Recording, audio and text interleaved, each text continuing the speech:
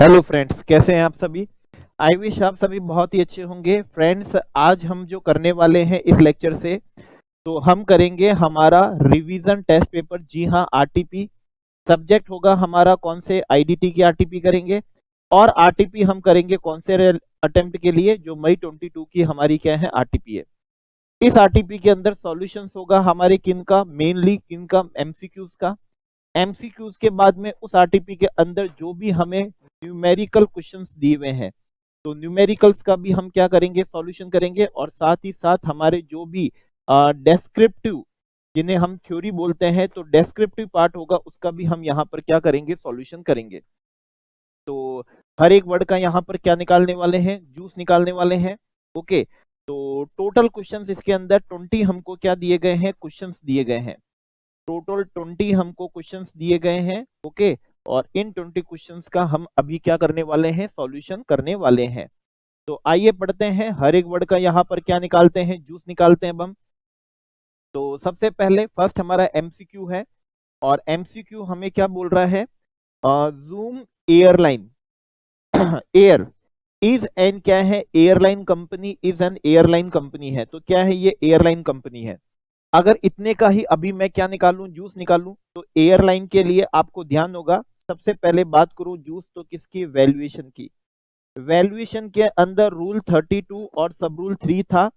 Okay, लेकिन वो rule airline company पे नहीं, एयरलाइन कंपनी के एजेंट पे क्या होता था, एप्लीकेबल होता था। और वहां पर हमें वैल्यूएशन बताया था 5%। कौन से केस में, अगर कौन सी बुकिंग्स हैं, डोमेस्टिक बुकिंग है। और 10% बताया था अगर कौन सी बुकिंग है, इंटरनेशनल क्या है, बुकिंग है। तो ये लीजिए, हमने लिख दिया हमारा इंटरनेशनल बुकिंग। ये 5% और जो 10% हमको करने को कहा गया है, वो 5% 10% हमको कहा गया था किस चीज का, जो भी क्या होता है, बेसिक क्या होता है, फेयर होता है। ओके, तो ये हमने जूस निकाला। देखिए इस तरीके से हम यहाँ पर क्या करेंगे, क्वेश्चंस का जूस निकालेंगे। वैल्यूएशन हुआ। इसके बाद में एयरलाइन कंपनी के लिए बात करें, तो एयरलाइन कंपनी के लिए हमने पढ़ा था किसके अंदर, अगेन हमने पढ़ा था वैल्यूएशन के अंदर। और वैल्यूएशन के अंदर पढ़ा था जो पीएसएफ होती है, पैसेंजर सर्विस फी होती है, और क्या होती है, यूजर डेवलपमेंट क्या होती है, फी होती है। ठीक है, ये किसकी सर्विस है, ये सर्विस होती है हमारी किसकी, एयरलाइन कंपनी की। एयरलाइन कंपनी की नहीं होती है, जो एयरलाइन एयरपोर्ट ऑपरेटर्स जो होते हैं, ये लीजिए यहां पर लिख दिया हमने, कौन होते हैं, जो एयरपोर्ट क्या होते हैं, ऑपरेटर्स होते हैं। ये लीजिए, एयरपोर्ट क्या हो गए, ऑपरेटर्स हो गए, एयरपोर्ट ऑपरेटर्स हो गए हैं। ठीक है, ये उनकी क्या होती है, ये उनकी क्या होती है, सप्लाई ऑफ सर्विस होती है। ये लीजिए हमने यहाँ पर लिख दिया, ये उनकी क्या हो गई है, सप्लाई ऑफ सर्विस हो गई। ये लीजिए हमने सप्लाई ऑफ सर्विस लिख दिया। चलिए ठीक है, और ये कलेक्शन कैसे होता है, तो कलेक्शन कौन करता है, एयरलाइन कंपनी करती है। ये लीजिए हमने यहाँ पर लिख दिया, एयरलाइन कौन करेगी, कंपनी करेगी उसका कलेक्शन, एयरलाइन कंपनी उसका कलेक्शन करेगी। और इनवॉइस के अंदर सेपरेटली मेंशन होगा, तो रूल 33 के अकॉर्डिंग क्या हो जाएगा, प्योर एजेंट हो जाएगा। और ये उनकी वैल्यू ऑफ सप्लाई का क्या नहीं बनेगा, पार्ट नहीं बनेगा। देखिए जूस निकाल रहे हैं, जो हमने एयरलाइन को लेके जीएसटी के अंदर जो भी पढ़े हैं, वो मैं आपको यहाँ पर कर रहा हूँ कि वर्ड्स का जूस कैसे निकालते हैं, प्योर एजेंट। और प्योर एजेंट के जो भी एक्सपेंडिचर होते हैं, वो वैल्यू ऑफ सप्लाई का पार्ट नहीं बनते, वो उसमें से क्या रहते हैं, एक्सक्लूड रहते हैं। वैल्यू ऑफ किस में से, सप्लाई में से। अच्छा, और हमने इसके अंदर पढ़ा था, अगर एयरलाइन कंपनी कोई भी कंसीडरेशन क्या करती है, चार्ज करती है एयरपोर्ट ऑपरेटर से, जो भी कंसीडरेशन क्या करती है, चार्ज करती है। देखो पैसेंजर से तो क्या ले लेंगे, पीएसएफ ले लेंगे पैसेंजर से तो, ठीक है ना। और क्या ले लेंगे, ये यूडीएफ भी ले लेंगे पैसेंजर से, तो पैसेंजर सर्विस फीस ले लेंगे, यूजर डेवलपमेंट फीस ले लेंगे। और इनवॉइस के अंदर आप सेपरेटली मेंशन करोगे तो क्या हो जाएगा, प्योर एजेंट। और प्योर एजेंट के एक्सपेंडिचर वैल्यू ऑफ सप्लाई का क्या नहीं बनते, पार्ट नहीं बनते, वो तो क्या रहते हैं, एक्सक्लूड रहते हैं। लेकिन अगर इसके लिए एयरलाइन कंपनी कोई भी कंसीडरेशन क्या कर रही है, चार्ज कर रही है, सेपरेट कंसीडरेशन कुछ भी चार्ज कर रही है इस सप्लाई के लिए, तो वो जरूर उनकी क्या बन जाएगी, वैल्यू ऑफ सप्लाई बन जाएगी। वो उनके लिए वैल्यू ऑफ सप्लाई ऑफ क्या बन जाएगी, सर्विस बन जाएगी। ठीक है, तो ये लीजिए हमने और क्या निकाल दिया, जूस निकाल दिया। और हम बात करें तो एयरलाइन को लेके, यस एयरलाइन को लेके हम प्लेस ऑफ सप्लाई की क्या करते हैं, बात करते हैं। प्लेस ऑफ किसकी, सप्लाई की हम बात करते हैं एयरलाइन के थ्रू। अब एयरलाइन के थ्रू दो चीजें हो सकती है ट्रांसपोर्टेशन, एक तो हो सकता है किसका ट्रांसपोर्टेशन, पैसेंजर का, और एक हो सकता है किसका ट्रांसपोर्टेशन, गुड्स का ट्रांसपोर्टेशन। ठीक है, पैसेंजर का ट्रांसपोर्टेशन कैसे करते हैं? अगर पैसेंजर क्या है, रजिस्टर्ड है, तो फिर तो क्या हो जाएगा, लोकेशन ऑफ सच पर्सन। ठीक है ना, सो डेट आईटीसी मिल सके, लोकेशन ऑफ क्या हो जाएगा, सच पर्सन। और अगर पैसेंजर हमारा क्या नहीं है, रजिस्टर्ड नहीं है, तो जहां से भी वो क्या करता है, एम्बार करता है, एयरलाइन पे एम्बार करता है, फॉर किसके लिए, कॉन्टिन्यूस जर्नी के लिए। ठीक है, कंटिन्यूस जर्नी के लिए क्या करता है, एम्बार करता है। ठीक है, तो वो जगह उसकी क्या बन जाती है, प्लेस ऑफ सप्लाई ऑफ क्या बन जाती है, सर्विस बन जाती है। अच्छा, गुड्स के लिए अगर प्लेस ऑफ सप्लाई की क्या करें, बात करें, गुड्स के लिए हम क्या करें, बात करें, तो गुड्स के लिए भी अगर रिसिपेंट हमारा रजिस्टर्ड होता है तो सेम लोकेशन ऑफ क्या होता है, सच पर्सन, लोकेशन ऑफ क्या होता है, सच पर्सन, सो डेट वो उसका आईटीसी ले सके। और नहीं, ठीक है ना, नहीं तो फिर क्या होता है, जहां से गुड्स क्या करे हैं, हैंड ओवर करे हैं, जहां से भी गुड्स क्या करे हैं, हैंडेड ओवर करे हैं ट्रांसपोर्टेशन के लिए, वो जगह उसकी क्या बन जाती है, प्लेस ऑफ सप्लाई बन जाती है। ठीक है ना, वो उसकी क्या बन जाती है, प्लेस ऑफ सप्लाई बन जाती है। अच्छा, और इसका जूस निकालें तो, और हमने एयरलाइन को लेके क्या पढ़ा है, तो एयरलाइन को लेके और हमने पढ़ा था कौन से टॉपिक के अंदर, रिटर्न टॉपिक के अंदर।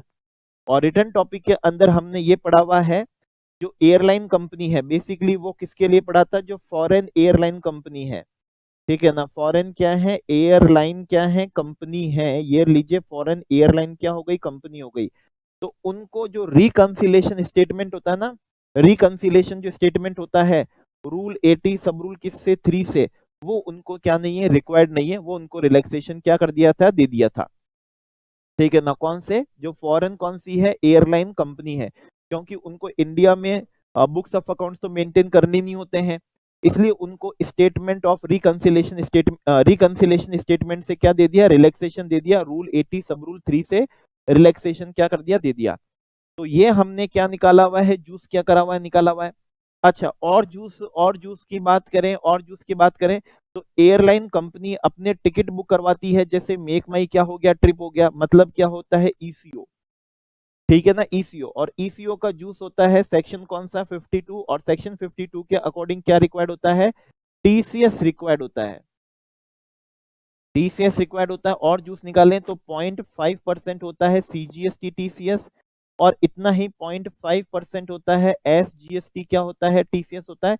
और अगर ट्रांजैक्शन कौन सी हो, इंटरस्टेट हो, तो 1% आईजीएसटी वाला क्या होता है, टीसीएस होता है।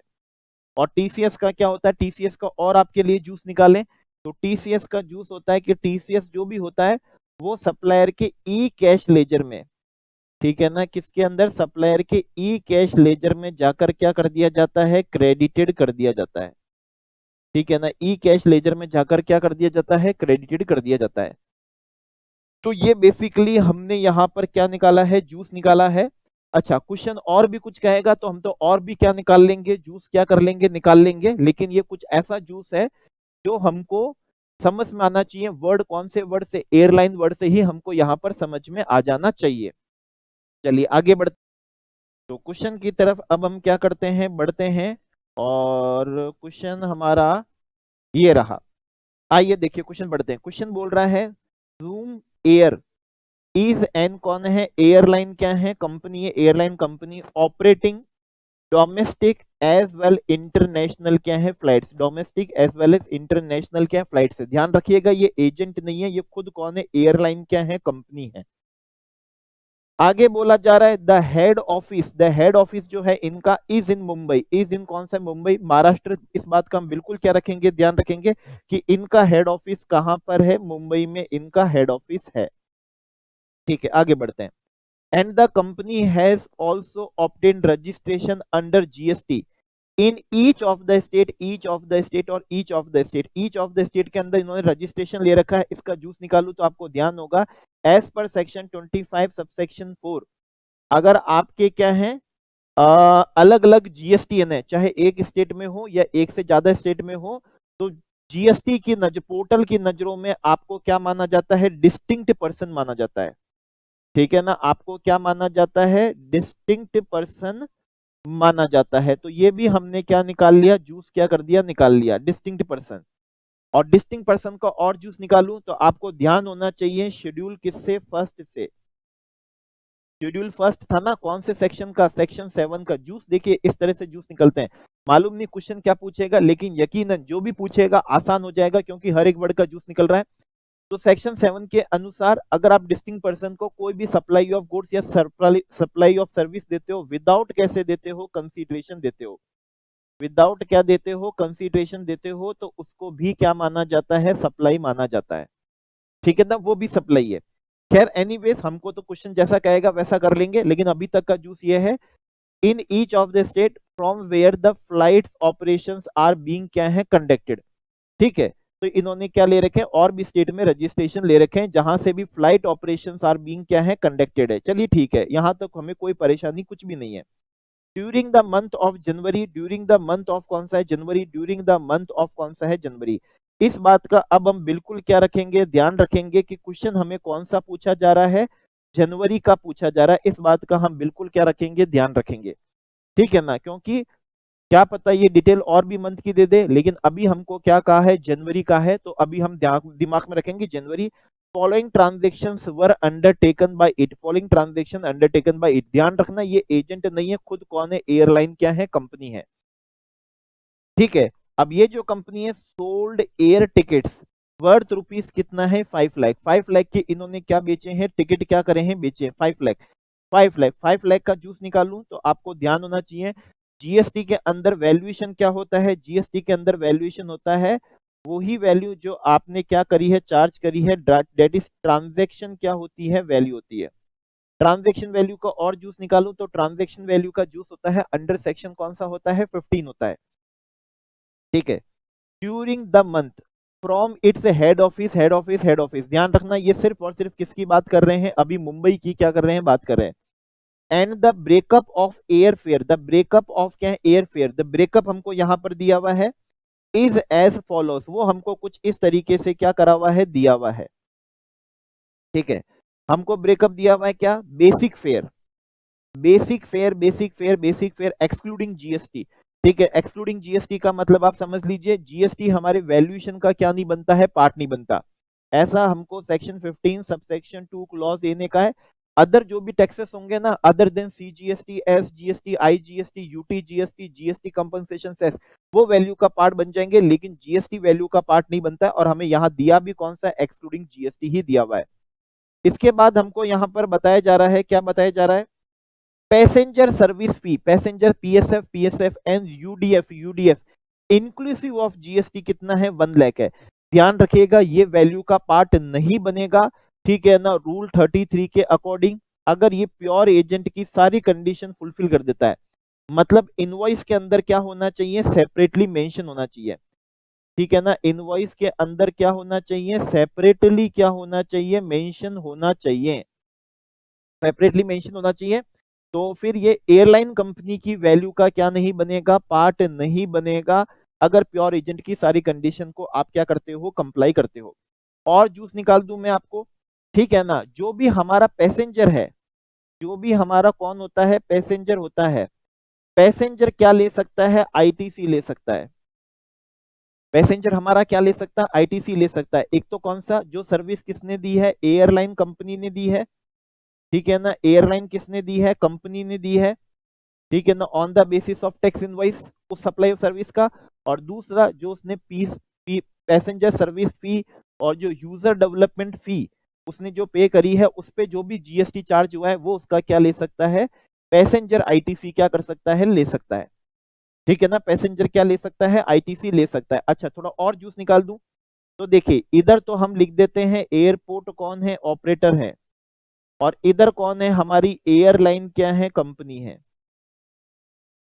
ठीक है, ये तो हो गए एयरपोर्ट ऑपरेटर हो गए, ये कौन हो गई, एयरलाइन क्या हो गई है, कंपनी हो गई है।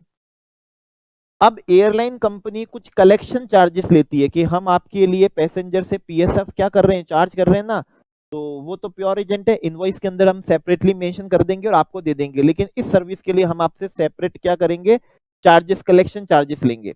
इसका मतलब ये तो कौन हो गया, सप्लायर हो गया, कलेक्शन चार्जेस ले रहा है, तो ये सप्लायर हो गया, और ये कौन हो गए, रिसिपेंट हो गए।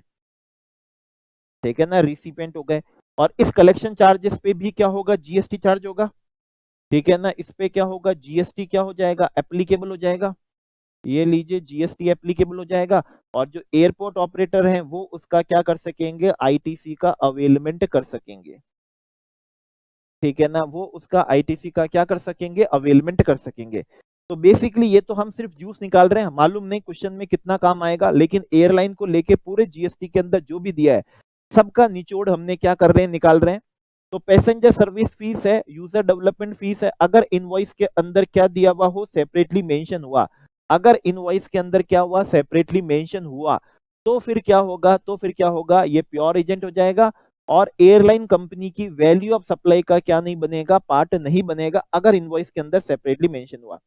आगे क्वेश्चन हमें बोलता है बोथ क्या है, पीएसएफ जो है और यूडीएफ आर स्टैट्यूटरी लेवीज हैं which are required to be collected by airline, क्या है, airline company as per government direction and authorization given to क्या है, एयरलाइन। हम भी समझते हैं the aforesaid amount of PSF and UDF are inclusive of GST at the rate of 18%, already हमको दिया हुआ था, ये inclusive GST है। PSF UDF are remitted by airline to airport authority, यही होता है, एयरलाइन कंपनी पैसेंजर से कलेक्ट करके एयरपोर्ट ऑपरेटर को, अथॉरिटी को दे देती है। Further the amount of PSF UDF is separately disclose, और क्या लिखा हुआ है, सेपरेटली डिस्क्लोज लिखा हुआ है। इसका मतलब क्या हो गया, प्योर एजेंट हो गया, ये एयरलाइन कंपनी की वैल्यू ऑफ सप्लाई का पार्ट नहीं बनेगा, जूस निकल गया। इसका मतलब एयरलाइन कंपनी की वैल्यू ऑफ सप्लाई अभी कितनी रहेगी, 4 लाख रहेगी। अभी तक जितना पड़ा है कितनी रहेगी, 4 लाख रहेगी। अभी तक जितना पड़ रहा है 4 लाख रहेगी। सेपरेटली क्या है, डिस्क्लोज्ड है इन द इनवॉइस में इशू टू कस्टमर, कस्टमर को जो क्या कर रहे हैं, इशू कर रहे हैं, along with applicable GST, along with क्या है, applicable GST. Okay, so that passenger क्या ले सकेगा, आईटीसी ले सकेगा। The airport authority pays an amount of 5% of PSF and UDF inclusive of GST amount collected as collection charges to क्या है, airline on which GST is applicable. इसका मतलब airline company क्या कर रही है, 5% क्या ले रही है, कलेक्शन चार्जेस ले रही है। इन्होंने क्या लिया है, 5% कलेक्शन चार्जेस लिया है, ऑफ किसका, जो भी पीएसएफ फीस होगी, यूजर डेवलपमेंट फीस होगी, और वो भी कौन से वाले अमाउंट पे, जो इंक्लूसिव ऑफ क्या होगी, जीएसटी होगी, इंक्लूसिव ऑफ क्या होगी, जीएसटी जो होगी, उसका 5% ये क्या लेंगे, कलेक्शन चार्जेस लेंगे, ये इनकी सप्लाई हो जाएगी, जीएसटी एप्लीकेबल होगा। और एयरपोर्ट ऑथोरिटी जो है वो सप्लाई की रिसिपेंट हो जाएगी, और वो उसका क्या ले सकेंगे, आईटीसी ले सकेंगे।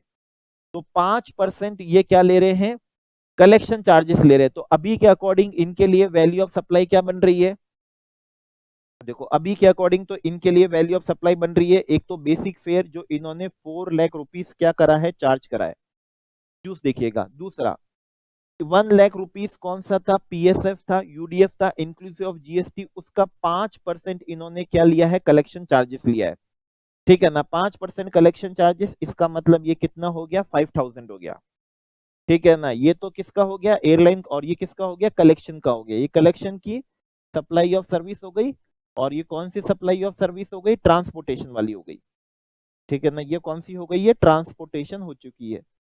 ओके, देखेंगे कौन से पे किसकी क्या रेट है। तो ये हो गई हमारे ट्रांसपोर्टेशन, और ये हो गई कलेक्शन की। चलिए यहां तक तो समझ में आ गया। There is no levy of PSF UDF on ticket booked, ठीक है ना, by Zoom air its own crew और other employ.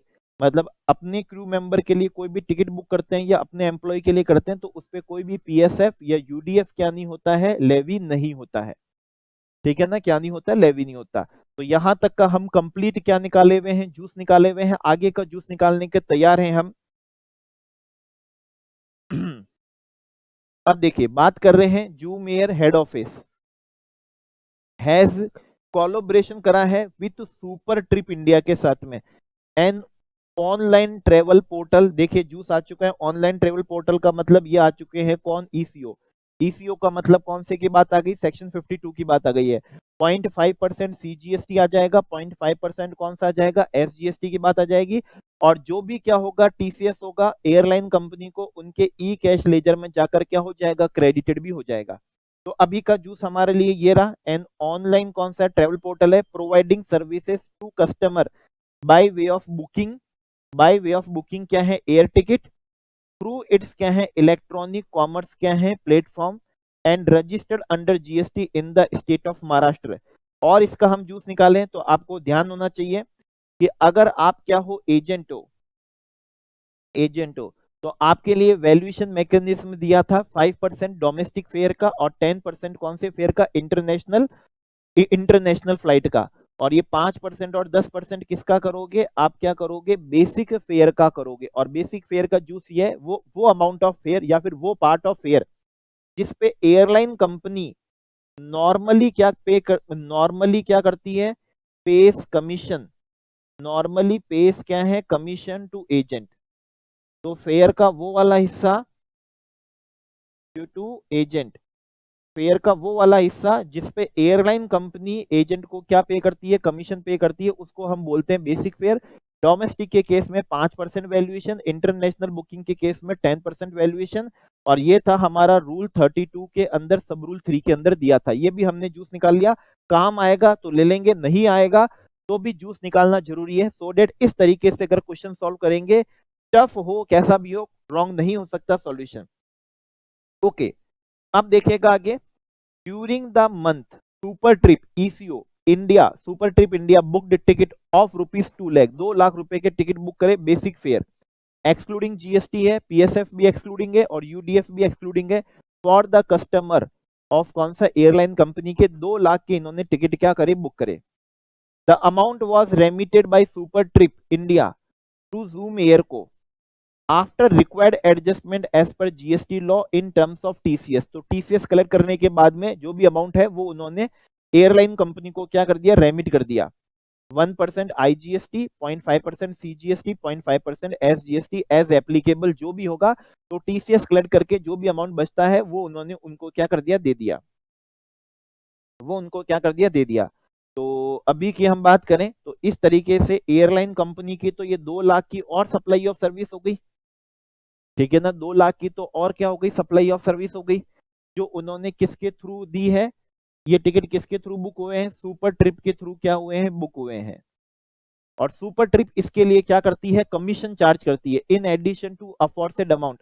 Super trip India charge commission airline company से एट द रेट ऑफ कितना है, 5% ऑफ बेसिक फेयर ऑफ क्या है, air ticket booked. और जूस निकालू तो ये हमारे लिए कौन सी, एयरलाइन कंपनी के लिए हो जाएगी कौन सी सप्लाई, इनवर्ड सप्लाई, ठीक है ना, ये कौन सी सप्लाई हो जाएगी, ये हमारे लिए हो जाएगी इनवर्ड, क्या हो जाएगी, सप्लाई हो जाएगी। और इनवर्ड सप्लाई का क्या ले सकेंगे, आईटीसी ले सकेंगे। कितने की होगी इनवर्ड सप्लाई, बोल रहे हैं 2 लाख रुपए का 5% कमीशन क्या करा है, चार्ज करा है।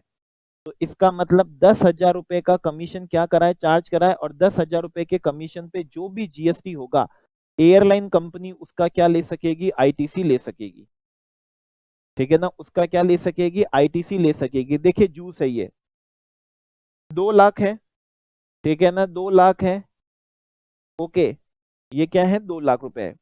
अब इसका बोल रहे हैं 0.5% सीजीएसटी और 0.5% एसजीएसटी, टीसीएस का क्या होगा, कलेक्शन होगा, ठीक है ना, मतलब टोटल कितना हो जाएगा, 1% हो जाएगा। और 1% होता है कितना, 2,000। ये हमारे एयरलाइन कंपनी को किस में जाकर मिल जाएगा, ये उसको ई कैश लेजर में जाकर क्या हो जाएगा, क्रेडिटेड हो जाएगा, ई कैश लेजर में जाकर क्या कर दिया जाएगा, क्रेडिटेड कर दिया जाएगा। और आईटीसी जो होता है, ठीक है ना, इस 10,000 रुपए पे जितना भी जीएसटी लगेगा वो उनके ई क्रेडिट लेजर में जाकर क्रेडिट होगा, ई कैश में नहीं होगा, ये ई क्रेडिट लेजर में जाकर क्या हो जाएगा, क्रेडिटेड कर दिया जाएगा। तो जूस हमने क्या कर दिया है, निकाल दिया है, यहां तक का जूस आपके सामने तैयार है। आगे बढ़ते हैं क्वेश्चन को। क्वेश्चन बोल रहा है हेड ऑफिस जो है एयरलाइन कंपनी का चार्ज 100% कैंसिलेशन फी। अगर आपने टिकट बुक करके कैंसिल कर लिया तो पूरा पैसा चला गया, 100% कैंसिलेशन फी है, ठीक है, फ्रॉम द किससे, कस्टमर से, for booking made in prior month. आपने पहले बुकिंग करी थी, अब कलेक्ट कैंसिल करवा रहे हो, कुछ आपको नहीं मिलेगा, सारा अमाउंट वो कैंसिलेशन फीस में ले लेंगे। द अमाउंट ऑफ कैंसिलेशन फी जो 100% अमाउंट है, charge 1 lakh rupee, 1 lakh inclusive of GST, inclusive of GST. मैं आपको बता दूं ठीक है ना, इस पे ऑलरेडी पहले ही जीएसटी लग चुका था। जूस देखिएगा ये कौन सा है, प्रायर मंथ में क्या हो चुकी थी, बुकिंग हो चुकी थी। ठीक है ना, प्रायर मंथ में ही क्या हो गई थी, बुकिंग हो गई थी। ये लीजिए, प्रायर मंथ में ही क्या हो गई थी, बुकिंग हो गई थी। तो उस समय जब बुक हुआ होगा तभी उसी समय जीएसटी क्या कर लिया होगा, चार्ज कर लिया होगा। ठीक है ना, जीएसटी चार्ज कर लिया होगा। और आज उसको हमने फॉरफिट कर लिया, मतलब 100% कैंसिलेशन चार्जेस की तरफ कर लिया कि कुछ भी रिटर्न नहीं होगा, वो कैंसिलेशन चार्जेस में चले गए। तो ये हमारे लिए जनवरी मंथ की क्या नहीं बनेगी, सप्लाई ऑफ सर्विस नहीं बनेगी। ये हमारे लिए जनवरी मंथ की क्या नहीं बनेगी, सप्लाई ऑफ सर्विस नहीं बन सकती। सप्लाई ऑफ सर्विस नहीं बन सकती। क्यों नहीं बन सकती, क्योंकि ये हम इस महीने में ले नहीं रहे उनसे।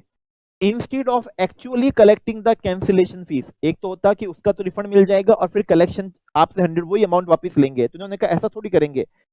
जो भी कलेक्शन फीस होगी, actually instead of actually collecting the cancellation fee from the customer, such amount was adjusted, तो आपने जो पहले टिकट बुक कराया था उसी में से उसी को क्या कर देंगे, एडजस्ट कर देंगे। तो उस पर तो ऑलरेडी क्या लग चुका था, जीएसटी लग चुका था। तो इस महीने की वो वैल्यू ऑफ सप्लाई का पार्ट नहीं बनेगा। तो such amount was adjusted against the booking amount and GST discharge at the time of initial booking. However the PSF and UDF, PSF और यूडीएफ एयरपोर्ट ऑपरेटर की क्या होती है, सप्लाई ऑफ सर्विस होती है, एयरलाइन की नहीं होती है। अमाउंटिंग टू रुपीज कितना है, 10,000, charge from customer against such booking were क्या हो गया, रिफंडेड। लेकिन ध्यान रखना ये 10,000 जो था, ये एयरलाइन कंपनी की क्या नहीं थी, वैल्यू ऑफ सप्लाई नहीं थी। इस पे पहले जीएसटी लगा होगा, आज उसको क्या कर दिया, रिफंड कर दिया गया है, रिफंड कर दिया गया है। तो ये तो किसके लिए होगा, ऑपरेटर के लिए होगा। ठीक है ना, कि आपने उसका क्या कर दिया, रिफंड कर दिया, आप उसका क्या कर दोगे, क्रेडिट नोट क्या कर दोगे, बना दोगे। आपकी इस मंथ की लायबिलिटी कम हो जाएगी, लेकिन वो किसकी लायबिलिटी कम होगी, वो तो ऑपरेटर की कम होगी। ठीक है ना, वो तो ऑपरेटर की कम होगी, एयरलाइन कंपनी का इससे कुछ भी लेना देना नहीं है। इसके बाद में आते हैं, क्वेश्चन आगे बोलता है, जो एयरलाइन कंपनी है provided gift in the form of air ticket to 10 of its क्या है एम्प्लॉइज, इसका भी जूस निकालूं तो आपको ध्यान होगा, अगर अप टू 50,000 का इन ए फिनेंशियल ईयर, इन ए कौन सा है, फिनेंशियल ईयर, अप टू 50,000 का आप क्या देते हो, गिफ्ट देते हो इन ए फिनेंशियल ईयर, तो उसको हम क्या बोलेंगे, not regarded as supply. Not regarded as क्या हो जाएगा, वो सप्लाई, उसको हम क्या नहीं मानेंगे, सप्लाई मानेंगे ही नहीं। उसको हम क्या नहीं मानेंगे, सप्लाई नहीं मानेंगे। अप टू 50,000 की हुई इन ए फिनेंशियल ईयर, और वो भी किसको, टू एन एम्प्लॉय को, एक एम्प्लॉय वाइज देखना है, एम्प्लॉय वाइज देखना है। तो फिर हम उसको क्या नहीं मानेंगे, सप्लाई नहीं मानेंगे। लेकिन अगर 50,000 से ज्यादा हुई तो पूरे को सप्लाई मान लेंगे। तो उन्होंने अपने एम्प्लॉय को टिकट दिया है based at its head office for an amount equal to 6 lakh, 6 lakh ई, 60,000 ईच, 60,000 ईच। तो इसका हमारे लिए क्या जूस निकलेगा, इसके लिए हमारे जूस निकलेगा, ये बिल्कुल वैल्यू ऑफ सप्लाई बन जाएगी। 60,000 multiply by 10 is equal to कितना हो जाएगा, 6 लाख।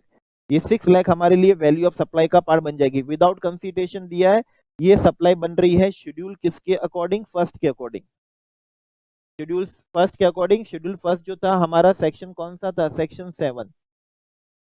ठीक है, तो ये हमारे लिए क्या बन गई है, वैल्यू ऑफ सप्लाई का, ये हमारे लिए सप्लाई बन गई है, ये हमारे लिए सप्लाई बन गई। चलो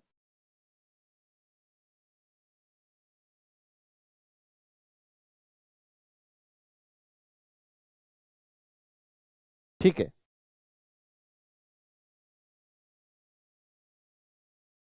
क्वेश्चन आगे बढ़ते हैं। जो हमारी एयरलाइन कंपनी है, as a corporate tie up कर रखा है इन्होंने किससे, वेलकम होटल, लोकेटेड इन किससे, राजस्थान से। जूस अगर मैं इस चीज का निकाल लूं तो इसका होटल का, होटल इमूवेबल प्रॉपर्टी होती है, और इसका प्लेस ऑफ सप्लाई क्या होता है, जहां पर इमूवेबल प्रॉपर्टी क्या हो, लोकेटेड हो। और इमूवेबल प्रॉपर्टी लोकेटेड कहां पर है, राजस्थान में, तो इसका प्लेस ऑफ सप्लाई भी कहाँ आएगा, राजस्थान ही आएगा। और अगर प्लेस ऑफ सप्लाई राजस्थान आएगा तो फिर आप उसका क्या नहीं ले सकते, आईटीसी नहीं ले सकते। यही एक बहुत बड़ी वी विमंड विडंबना, ठीक है ना, विडंबना है हमारी जीएसटी लॉ की। इमूवेबल प्रॉपर्टी के केस में कि जहां इमूवेबल प्रॉपर्टी क्या होती है, लोकेटेड होती है, वहीं उसका क्या आता है, प्लेस ऑफ सप्लाई आता है। और हम अगर कहाँ के हैं, हम तो महाराष्ट्र के थे और प्लेस ऑफ सप्लाई राजस्थान आ गया, तो हम आईटीसी नहीं ले सकते। और जूस निकाल देता हूं, आप आईटीसी ना तो सीजीएसटी का ले सकते हो और ना ही राजस्थान, ठीक है ना, ले सकते हो, ठीक है ना, हम दोनों का ही क्या नहीं ले सकते, आईटीसी नहीं ले सकते हैं, हम आईटीसी नहीं ले सकते। For stay of its crew member के स्टे के लिए इन्होंने टाई अप कर रखा है। For January the hotel issued N invoice of ₹5 lakh in the name of, कौन सा है, हेड ऑफिस। ठीक है, ये हमारे लिए इनवर्ड सप्लाई जरूर है, ये हमारे लिए कौन सी सप्लाई है, ये हमारे लिए श्योर इनवर्ड क्या है, सप्लाई है। लेकिन इस इनवर्ड सप्लाई का हम क्या नहीं ले सकते, आईटीसी नहीं ले सकते। इस इनवर्ड सप्लाई का हम क्या नहीं ले सकते, आईटीसी नहीं ले सकते, ठीक है ना। क्यों नहीं ले सकते, क्योंकि इसका रीजन आपको बता दिया गया है कि इसका प्लेस ऑफ सप्लाई कहां पर आएगा, राजस्थान में आएगा। हम रजिस्टर्ड कहां पर है, हम रजिस्टर्ड है कहां पर, महाराष्ट्र में, ठीक है ना, हम कहां पर है, महाराष्ट्र के अंदर। और महाराष्ट्र के अंदर हम राजस्थान की जो सप्लाई है, ठीक है ना, इंट्रास्टेट के सप्लाई है, उसका हम क्या नहीं ले सकते, राजस्थान की इंट्रास्टेट सप्लाई का आईटीसी नहीं ले पाएंगे। तो ये भी हमने आपके लिए यहाँ पर क्या निकाल दिया, जूस निकाल दिया। आगे बढ़ते हैं जूस में। हरियाणा ऑफिस जो है हमारी कंपनी का, हरियाणा ऑफिस, हरियाणा, देखिएगा ध्यान रखिएगा, अभी अब ये बात किस पे आ गई है, बात यहाँ पर आ गई है किस पे, हरियाणा पे आ गई है, ठीक है ना। और शुरुआत में चल रहा था हमारा कौन सा, महाराष्ट्र का। हरियाणा ऑफिस ने has provided services by way of sale of online advertisement. Online क्या है, advertisement space, online advertisement space to amazing private limited, a company registered in the state of, कौन सा, हरियाणा ही है। फॉर प्रमोशन ऑफ क्या है, amazing private limited products. The amount charge for such service by head office of क्या, zoom air is 5 lakh. तो हमारे हरियाणा के office ने 5 लाख रुपए की क्या दी है, ऑनलाइन एडवर्टाइजमेंट स्पेस की क्या दी है, सप्लाई ऑफ क्या दी है, यहाँ पर सर्विस दी हुई है। ध्यान रखिएगा ये बात किसकी हो रही है, यहाँ पर बात हो रही है किसके, हरियाणा की। और क्या है, ऑनलाइन क्या है, एडवर्टीजमेंट क्या है, स्पेस है, ठीक है ना, ऑनलाइन एडवर्टीजमेंट है। अगर मैं आपको बात कराऊं तो आपको ध्यान होगा, OIDAR, online information database access retrieval service, जिसमें क्या होती है, मिनिमल, ठीक है ना, मतलब इंटरफेस हमारा ह्यूमन तो होता ही नहीं है, ऑटोमेटिक ऑटोमेटेड होता है। जैसे ऑनलाइन क्या करना, एडवर्टीजमेंट करना, ठीक है ना। और क्या होता है, क्लाउड क्या होता है, सर्विसेज होता है, ठीक है ना। ऑनलाइन क्या होती है, जैसे क्या हो गई है, गेमिंग हो गई है, ठीक है। तो ये सब हमारी कौन सी सर्विस होती है, OIDAR, online information database access retrieval service है। जैसे ऑनलाइन एडवर्टाइजमेंट हो गया, क्लाउड सर्विस हो गई, या ऑनलाइन क्या हो गई है, गेमिंग हो गई, इसे हम OIDAR क्या बोलते हैं, सप्लाई ऑफ क्या बोलते हैं, सर्विस क्या करते हैं, बोलते हैं। अब क्वेश्चन में आगे बोला जा रहा है, तो all amount given above are exclusive GST है unless otherwise provided. Otherwise provided का जूस निकालूं तो जैसे पीएसएफ के लिए और यूडीएफ के लिए इन्होंने बोला था वहां पर कि ये जो भी अमाउंट बता रहे हैं ये इंक्लूसिव ऑफ क्या है, जीएसटी है, ठीक है। The opening balance of ITC, ठीक है, जूम एयर का और जो सुपर ट्रिप है, दोनों का कितना है, नील ही है। Subject to information given above, assume that all the other condition necessary for availment of ITC has been fulfilled है, ठीक है। assume that there is no outward और inward supply, ऊपर जो बताइए उसके अलावा और कोई नहीं है, तो हम वैसे भी नहीं मानते। GST is applicable at the rate of 18%, 18% की हमको क्या बताइए, रेट बताइए। in case of cancellation of ticket, the airport authority, ठीक है, and Zoom Air had an agreement that PSF और यूडीएफ जो 10,000 रुपए रिफंड कर दिए थे, related adjustment shall be finalise at the end of financial year, मतलब फाइनेंशियल ईयर के एंड में हम उसका क्या करेंगे, एडजस्टमेंट करेंगे। That is during the month of, कौन सा है, मार्च में करेंगे, ठीक है ना। क्या करेंगे, मार्च में करेंगे, अभी नहीं करेंगे। Further separate GST invoice shall be issued to carry out such adjustment in the books of accounts. इसका जूस क्या है, इसका जूस यहाँ पर यह है कि अभी ये जनवरी मंथ के अंदर वो जो 10,000 रुपए क्या कर दिए, शायद एयरलाइन कंपनी ने रिफंड कर दिए होंगे, एयरलाइन कंपनी ने क्या कर दिए होंगे, रिफंड कर दिए होंगे, उसका कुछ भी क्या नहीं होगा, अभी ट्रीटमेंट नहीं होगा, ठीक है ना, उसका अभी कुछ भी क्या नहीं होगा, ट्रीटमेंट नहीं होगा, वो क्या करते हैं ईयर एंड पे ही करते हैं। क्वेश्चन पे आ जाते हैं, based on the facts of the case scenario given above choose the most approximate answer 1 to 5 के। कर देंगे, अभी क्वेश्चन पढ़ते हैं बड़े ध्यान से। The gross GST liability, the gross gross gross gross gross, तो ध्यान रखेंगे बात कर रहे हैं किसकी बात कर रहे हैं, ग्रॉस की बात कर रहे हैं। मुंबई मुंबई मुंबई मुंबई मुंबई हरियाणा वाले का नहीं करना है। मुंबई जो हमारी कंपनी का हेड ऑफिस है, for the month of January, जनवरी और जनवरी मंथ का करना है। तो हमने तो वैसे पहले करा था, कितना आ रहा था, ये वैल्यू ऑफ सप्लाई आ रही थी 6 लाख प्लस 4 लाख 10 लाख 12 लाख और 12 लाख 5,000। 18% आप क्या बता रहे हो, जीएसटी क्या कर रहे हो बता रहे हो। तो यहाँ पर हम करते हैं 12 लाख 5,000। आई होप हम कोई फिगर नहीं भूले हो, ठीक है ना, नहीं भूले हो। तो 2,16,900 का हमारा क्या बनना चाहिए, ये बनना चाहिए कौन सा, gross gross gross gross gross.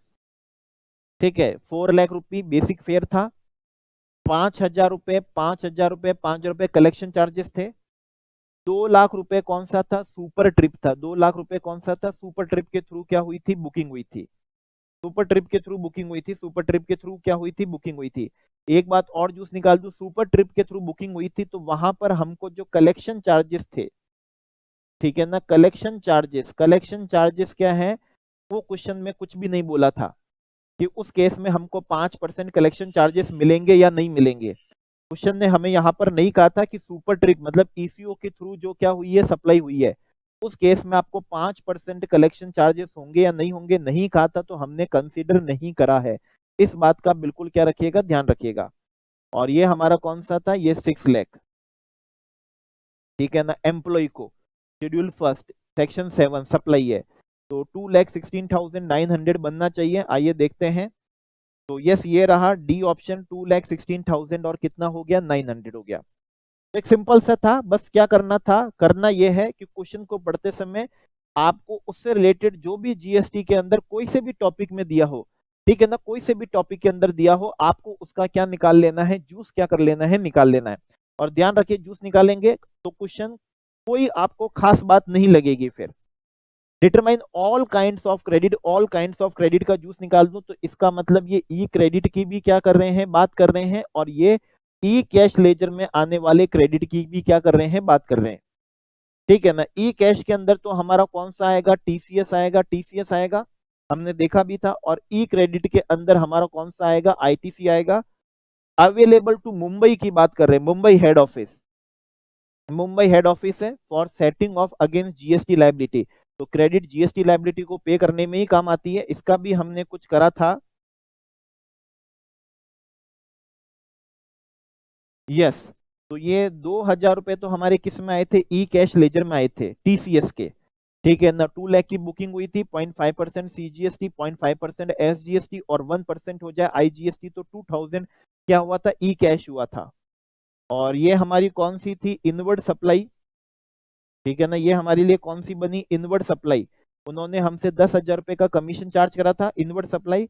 और रेट ऑफ जीएसटी क्वेश्चन में क्या बोल रहे हैं, 18% बोल रहे हैं, इसका मतलब 1,800 रुपए का हमको क्या मिल जाएगा, आईटीसी मिल जाएगा।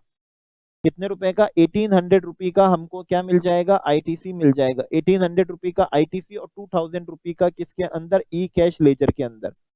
सिर्फ और सिर्फ हमको कौन से की बात करी है, हमको सिर्फ और सिर्फ मुंबई की क्या करी है, बात करी है, और सभी क्रेडिट की क्या करी है, बात करी है, चाहे वो ई कैश हो चाहे वो आईटीसी हो। तो हमको 3,800 रुपए का क्या होना चाहिए, ऑल क्या होना चाहिए, क्रेडिट होना चाहिए। और इसको हम यूज कर सकते हैं हमारी जीएसटी लायबिलिटी को क्या करने के लिए, पे करने के लिए। ठीक है, तो ये लीजिए, देखिए इसका फर्स्ट 3,800 हो जाएगा। 3,800 कैसे हुआ, तो 2,000 रुपये तो हमारा हो गया कौन सा वाला, कैश वाला क्रेडिट, और 1,800 रुपये हो गया था हमारा कौन सा वाला, आईटीसी वाला, और टोटल हो गए हमारे 3,800 रुपये। टोटल क्या हो गया, क्रेडिट हो गया, ऑल क्या हो गया, क्रेडिट हो गया। और इसको हम हमारी सेट ऑफ कर सकेंगे, इसको हम क्या कर सकेंगे, सेट ऑफ कर सकेंगे, किसमें से, ठीक है ना, दोनों को हम यूज कर सकते हैं, किसमें से, हमारी जीएसटी लायबिलिटी को क्या करने में, पे करने में, हम इसको क्या कर सकते हैं, यूज में ले सकते हैं। ठीक है, चलिए क्वेश्चन नंबर इसके थर्ड पार्ट पे आते हैं। Assuming that customers in point क्या है, फर्स्ट पॉइंट के अंदर हमको बात बताई गई थी, एक तो 4 लाख रुपए, तो वो कौन से थे, बेसिक फेयर था, ठीक है ना, पढ़ने से क्वेश्चन याद ही हो गया, जूस निकालने से, बेसिक फेयर था, और बेसिक फेयर था हमारा एक्सक्लूडिंग कौन सा था, जीएसटी था, वो एक्सक्लूडिंग जीएसटी था, और 1 लाख रुपए हमने पीएसएफ के नाम से क्या करे थे, यूडीएफ के नाम से चार्ज करे थे, और वो हमने चार्ज करे थे इंक्लूसिव ऑफ क्या करे थे, जीएसटी क्या करे थे, चार्ज करे थे, ठीक है। तो उसका जूस कह रहे हैं first case scenario above are registered customers हैं, कस्टमर्स कौन से हैं, रजिस्टर्ड है, ठीक है, रजिस्टर्ड कस्टमर्स है तो उनको आईटीसी क्या हो जाएगा, मिल जाएगा, and all other condition for availment of input tax credit are compiled with है, ठीक है ना, कंपाइल्ड विथ है, उन्होंने कंपाइल्ड विथ नहीं, कंप्लाइड करी है, नॉट कंपाइल्ड, इट्स क्या, complied with the amount of ITC available to such customer would be, तो कितना हो जाएगा, तो अब ये तो बहुत ही सिंपल सी क्या है बात है, इसका तो अपन क्या कर देंगे, 18% लगेगा हमारे, तो 40,000 एक, 32,000 एक, इसका मतलब 72,000 रुपी, और सेकेंड वाला इंक्लूसिव था, तो उसको हम कर लेते हैं 1 lakh divided by 118 multiply by कितना, 18, तो 1 lakh divided by 118 multiply by 18, इस पे उनको मिल जाएगा 15,254 का, तो ये हो गया 87,254 का, ओनली फर्स्ट पॉइंट की क्या करी है, बात करी है, तो ये आईटीसी मिल जाएगा, ये वाला तो कौन सा था, इंक्लूसिव था, और ये कौन सा था, एक्सक्लूसिव था, तो ये इंक्लूसिव वाला एक्सक्लूसिव मिला 87,254, आइए देखते हैं कौन कौन से ऑप्शन दिए हुए हैं, तो ये रहा 87,254 वाला ऑप्शन हमारे लिए क्या हो जाएगा, करेक्ट हो जाएगा। बस क्वेश्चन पढ़ते रहो, क्वेश्चन का जूस निकालते रहो, कुछ विशेष बात नहीं होगी। Choose the correct answer in relation to transaction between Haryana office, अब हरियाणा वाले की क्या कर रहे हैं, बात कर रहे हैं हरियाणा, और उन्होंने उनको क्या करा था, जूस निकाल दूं, तो उन्होंने उनको ऑनलाइन एडवर्टीजमेंट, ठीक है ना, ऑनलाइन एडवर्टीजमेंट क्या करा था, स्पेस, ऑनलाइन एडवर्टीजमेंट क्या था, स्पेस, तो अब इसमें हम देखते हैं, अच्छा क्वेश्चन में इसको लेके क्या था, वो भी हम एक बार क्या कर लेते हैं, देख लेते हैं, क्वेश्चन में इसको लेके क्या था, ठीक है, तो कितने का था, 5 लाख रुपीस का, कितना था, 5 लाख रुपीस का, ये हरियाणा के, और वो भी कौन सा था, हरियाणा, इसका हम जूस निकालें तो इसका प्लेस ऑफ सप्लाई, इसका प्लेस ऑफ सप्लाई क्या बनेगा, हरियाणा, हरियाणा का मतलब सप्लाई जूस देखेगा, इंट्रा क्या बनेगी, स्टेट बनेगी, इंट्रा स्टेट का मतलब सीजीएसटी, और क्या होगा, एसजीएसटी होगा, और 5 लाख है ना, तो 45,000 सीजीएसटी बनना चाहिए, और 45,000 का ही क्या बनना चाहिए, एसजीएसटी बनना चाहिए, ठीक है ना, तो ये हमने ये एक सर्विस दी है, 18% जीएसटी की रेट है, और जहां पर भी क्वेश्चन ने कहा नहीं दिया हो तो उसको एक्सक्लूसिव मानेंगे। ऑप्शन क्या है, the service is nature of online information database access retrieval service, आपको ऑनलाइन का मतलब ऑनलाइन एडवर्टीजमेंट हुआ, ऑनलाइन और क्या हुआ, जैसे क्लाउड सर्विस हुई है, और ऑनलाइन जो भी क्या होती है, गेमिंग होती है, ये सब online information database access retrieval service है, जो मैक्सिमम ऑटोमेटेड होती है, और कम से कम मिनिमल क्या होती है, ह्यूमन इंटरवेंशन से होती है, ठीक है, and liable to pay IGST, IGST तो लग ही नहीं सकता, ये रॉन्ग हो गया। The sale of advertisement space is a deemed sale of service as per schedule second juice निकाल देता हूँ, शेड्यूल सेकंड के अंदर एक तो हमको दिया हुआ था, जूस देखेगा, रेंटिंग ऑफ क्या दिया हुआ था, जैसे रेंटिंग ऑफ क्या हो गया, इमूवेबल प्रॉपर्टी हो गया, इमूवेबल प्रॉपर्टी की रेंटिंग थी, और जैसे क्या था, रिफ्रेन फ्रॉम एन एक्ट था, ठीक है ना, वहां पर पैरा 5 से दिया हुआ था, रिफ्रेन फ्रॉम एन कौन सा है, एक्ट, और क्या था, agreeing to do an act दिया हुआ था, टू डू एन एक्ट, ये वो भी नहीं है, और क्या था, tolerating an act, tolerating an क्या है, एक्ट, टॉलरेटिंग एन क्या हो गया, एक्ट हो गया, ये तो वो भी नहीं है, ठीक है, और कस्टमाइजेशन ऑफ कौन सा दिया हुआ था, सॉफ्टवेयर दिया हुआ था, सॉफ्टवेयर कस्टमाइजेशन, उसका क्या करना, अपग्रेडेशन करना, उसका क्या करना, डेवलपमेंट करना, तो ये हमको क्या दिए थे, यहाँ पर दिए हुए थे, ठीक है, और पेटेंट, ये इंटेलेक्चुअल प्रॉपर्टी राइट को हम टेम्परेरी क्या करते हैं, ट्रांसफर करते हैं, क्या करते हैं, टेम्परेरी क्या करते हैं, ट्रांसफर करते हैं, ठीक है ना, तो वो हमको क्या करा हुआ था, दिया हुआ था। लेकिन ये वाला हमको वहां पर शेड्यूल सेकंड में नहीं दिया हुआ है, तो ये ऑप्शन भी क्या होगा, रॉन्ग होगा। To mayor is required to pay IGST, IGST हो ही नहीं सकता, सप्लाई कौन सी है, इंट्रास्टेट है, ये भी नहीं हो सकता। Is required to pay CGST 45,000, SGST 45,000 and full credit shall be allowed to amazing, क्या अमेजिंग प्राइवेट लिमिटेड, आंसर ये होगा। ठीक है ना, बिल्कुल क्या होगा, ये होगा। ठीक है ना, पहली बात इस पे क्या नहीं हो सकता, आईजीएसटी नहीं हो सकता। सेकंड, ये कौन सा है, डीम्ड सेल नहीं है, डीम्ड सेल आपको क्या कर दिया था, बता दिया था। ठीक है ना, वहां पर कौन सी सप्लाई ऑफ क्या दी हुई थी, सर्विस हमको दी हुई थी, यहाँ पर आपको इसमें कवर नहीं है। ये भी क्या है, आईजीएसटी नहीं हो सकता, सीजीएसटी, एसजीएसटी और फुल क्रेडिट वो ले सकेंगे, फुल क्रेडिट क्या कर सकेंगे, ले सकेंगे। तो ये हमारा इसका फोर्थ एमसीक्यू भी आ गया, हो गया। अब हम आते हैं इसके कौन से वाले एमसीक्यू पर, फिफ्थ एमसीक्यू पर। ठीक है, super trip India, super trip क्या है, इंडिया। ईसीओ जो थे, परचेसेस 1000 एयर टिकट, उन्होंने हमसे 1000 एयर टिकट क्या कर लिए, परचेज ही कर लिए। ठीक है ना, परचेज ही कर लिए। जैसे ही उन्होंने हमसे क्या कर लिए, परचेज कर लिए, तो अब ईसीओ वाली बात नहीं आ सकती, क्योंकि ईसीओ का कब होता है, जैसे कि मान लीजिए क्या है, फ्लिपकार्ट है, ठीक है, और फ्लिपकार्ट के थ्रू हम क्या करें, सप्लाई करें। मतलब सप्लायर तो कौन हो, हम हो, सप्लायर कौन हो, हम हो, ये हमारी सप्लाई का कौन हो, रिसिपेंट हो, और हम उनके थ्रू क्या करें, सप्लाई करें। हम उनके थ्रू क्या करें, सप्लाई करें, और पेमेंट कौन कलेक्ट करे, पेमेंट कौन कलेक्ट करे, कंसीडरेशन किसके पास में, फ्लिपकार्ट के पास में आए, तो फिर क्या होता है, टीसीएस होता है। तो फिर उस केस में क्या होता है, टीसीएस होता है। लेकिन यहां पर तो इन्होंने क्या करा, हमसे टिकट ही क्या कर लिए, परचेज कर लिए। हमसे टिकट क्या कर लिए हम, इसका मतलब हमने तो इनको supply they the for an amount 1000 रुपी क्या है पर टिकट, 1000 रुपी कितना है पर टिकट। इसका मतलब क्या हुआ,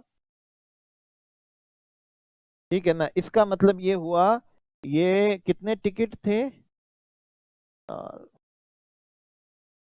1000 टिकट थे, क्या कर लेते हैं अपन,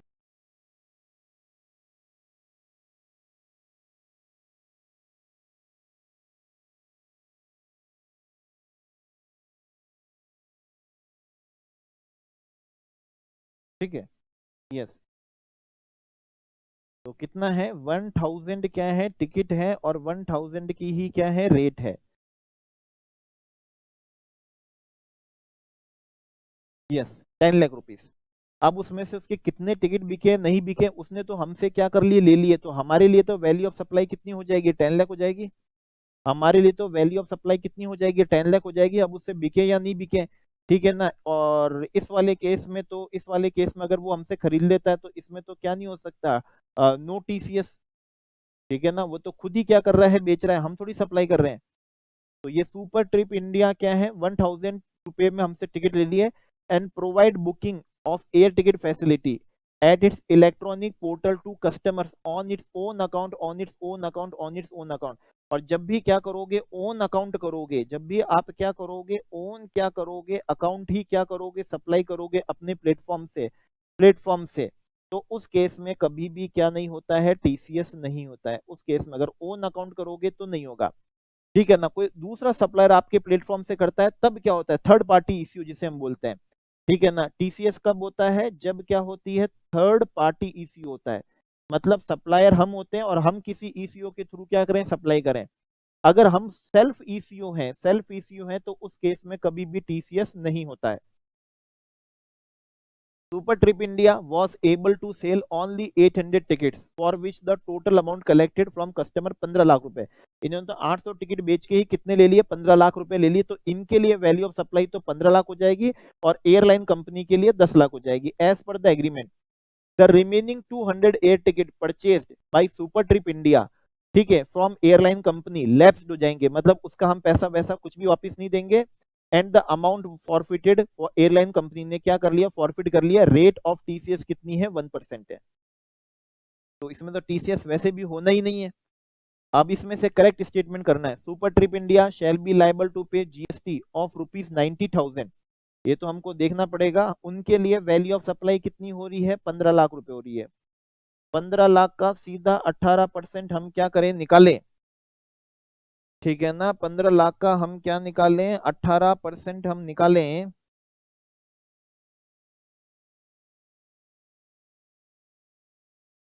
तो ये आता है 2 लाख, कितना आता है, 70,000 आता है। और उन्होंने 10 लाख में हमसे क्या करे थे, परचेस करे थे, तो उसका तो आईटीसी उनको मिल जाएगा, 1,80,000 रुपए का आईटीसी मिल जाएगा। जूस देखिएगा, 1,80,000 का तो उनको आईटीसी ही क्या हो जाएगा, मिल जाएगा। तो बेसिकली उनकी लाइबिलिटी कितनी आनी चाहिए, 90,000 की उनकी नेट लाइबिलिटी आनी चाहिए। ठीक है ना, किसकी, सुपर ट्रिप की, सुपर ट्रिप की 90,000 आनी चाहिए। And deduct TCS of rupees कितना है, 10,000। तो यहाँ पर क्या नहीं होना चाहिए, टीसीएस नहीं होना चाहिए। चलिए नेक्स्ट पढ़ते हैं, इसको तो यहीं पर ही खत्म कर देते हैं।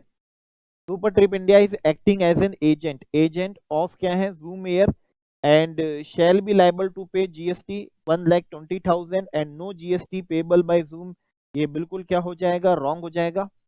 ठीक है ना, हमको ये बात तो पक्की है कि हमको 90,000 ही क्या करने हैं, पे करने हैं, और हमें कोई भी क्या नहीं मिलेगा, टीसीएस नहीं मिलेगा। हमें कोई भी क्या नहीं मिलेगा, टीसीएस, और कोई भी टीसीएस होगा नहीं, मिलेगा नहीं, तो टीसीएस कुछ भी नहीं होगा। Super trip India shall be liable to pay GST 90,000 and zoom air shall be liable to pay GST of rupees 1,80,000। ये बिल्कुल सही है। ठीक है ना, उनके लिए, एयरलाइन कंपनी के लिए value of supply 10 lakh, 10 lakh का 18% हो जाएगा, 1 लाख कितना, 80,000 हो जाएगा। 1 लाख कितना हो जाएगा, 80,000 हो जाएगा।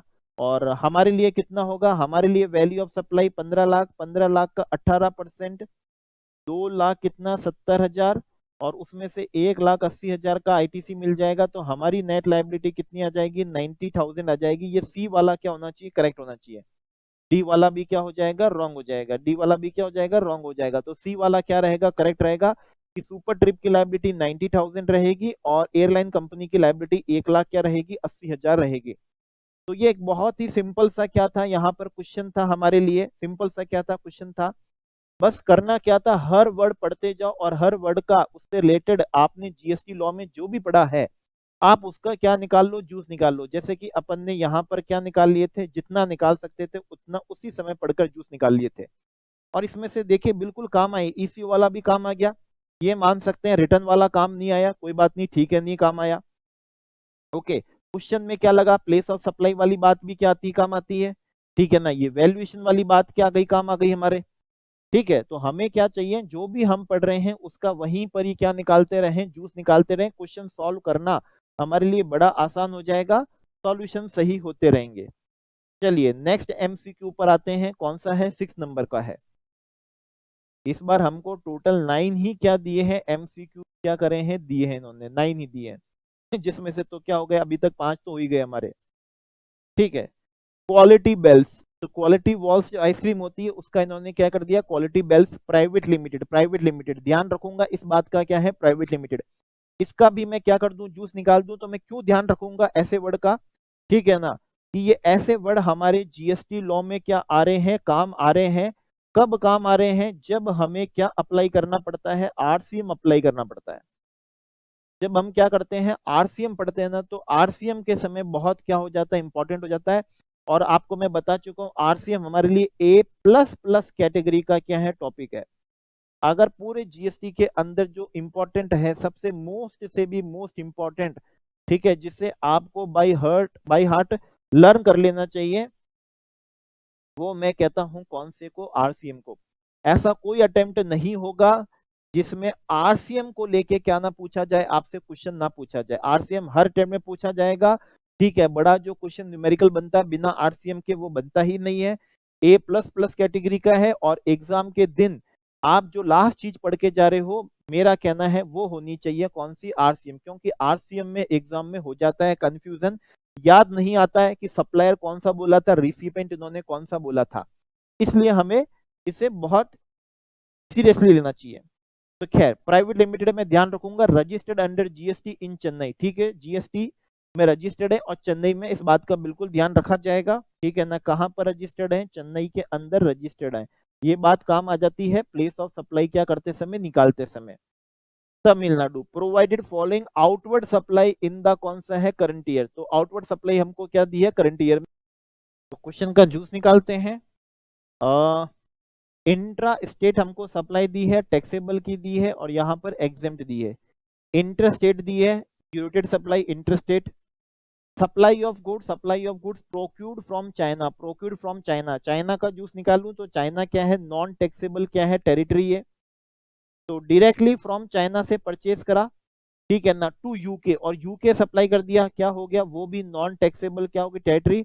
विदाउट सच गुड्स, विदाउट क्या है, सच गुड्स, विदाउट कौन से हैं, such goods, without such goods and being entered into India. इसका मैं यहाँ पर जूस निकाल दूं, इसका मैं आपके लिए जूस क्या कर देता हूँ, यहाँ पर निकाल देता हूँ।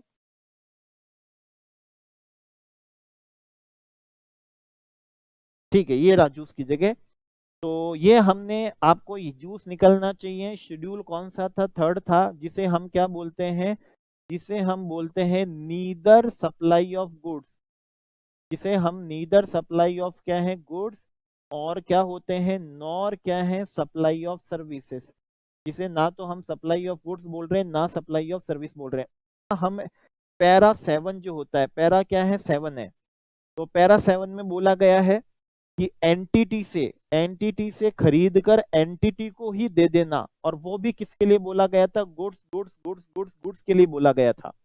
अगर बाहर से ही खरीद के बाहर ही दे दोगे तो ऐसी स्थिति में ना तो आपने उसको क्या करा, इंपोर्ट करा, और बाहर से खरीद के दे दिया तो ना ही आपने एक्सपोर्ट करा, तो एक्सपोर्ट वाले बेनिफिट के लिए आप एलिजिबल हो नहीं पाओगे, क्योंकि आपने उसको गुड्स बाहर भेजा नहीं है, और इंपोर्ट होगा नहीं क्योंकि गुड्स ब्रॉट इनटू इंडिया हुए नहीं। लेकिन फिर भी ये सप्लाई तो कौन सी हो जाती थी, इंटर स्टेट सप्लाई बन जाती थी, इंटर स्टेट क्या बन जाती थी, सप्लाई बन जाती थी सेक्शन 7 ऑफ आईजीएसटी एक्ट से, क्योंकि प्लेस ऑफ सप्लाई बाहर आ रहा है और सप्लायर इंडिया में है, तो उसको हम बोल देते हैं इंटर स्टेट, क्या बोल देते थे, सप्लाई बोलते थे, इंटर स्टेट सप्लाई। तो ये सप्लाई बन रही थी, लेकिन क्या हो रहा था, एक्सपोर्ट नहीं बन पा रही, एक्सपोर्ट बेनिफिट मिल नहीं पा रहे थे। तो ऐसी स्थिति में इन्होंने क्या डाला, पैरा 7 डाला, और पैरा 7 डाल के बोल दिया कि इस ट्रांजैक्शन को अब से क्या नहीं माना जाए, सप्लाई माना ही नहीं जाए। और ये सिर्फ और सिर्फ किसके लिए करा, गुड्स के लिए करा, गुड्स एंटर्ड इनटू इंडिया होनी चाहिए, नॉन टैक्सेबल टेरिटरी से खरीदा और नॉन टैक्सेबल टेरिटरी में ही उसको आगे फर्दर क्या कर दिया, सप्लाई कर दिया। तो अब इसको हम क्या नहीं मानेंगे, सप्लाई मानेंगे नहीं, तो ये ट्रांजैक्शन हमारे लिए क्या नहीं रही, सप्लाई रही नहीं, ठीक है ना, ये ट्रांजैक्शन ये सप्लाई नहीं रही है। आगे बढ़ते हैं, बोला जा रहा है supply of goods imported from UK, high sea, in क्या है, हाई सी, इसका भी जूस क्या कर दो, निकाल दो, इसका जूस भी आपके लिए तैयार है, पैरा कौन सा, वही शेड्यूल 3 का पैरा 8। जब भी आप गुड्स को क्या कराते हो, होम कंजम्पशन में क्लियर कराते हो, कस्टम में, इंपोर्टेड गुड्स की बात कर रहा हूँ, होम कंजम्पशन में जब भी गुड्स का क्या होता है, क्लियरेंस होता है, चाहे आप सीधा उसको किससे कराओ, पोर्ट से कराओ, या फिर आप उसको गुड्स को कहां से कराओ, वेयर हाउस से कराओ, कहीं से भी आप उसको होम कंजम्पशन में कराओगे। कौन से गुड्स की बात कर रहे हैं हम, यहाँ पर इंपोर्टेड गुड्स की क्या कर रहे हैं, बात कर रहे हैं। तो उस समय क्या होता है, आईजीएसटी एप्लीकेबल हो जाता है,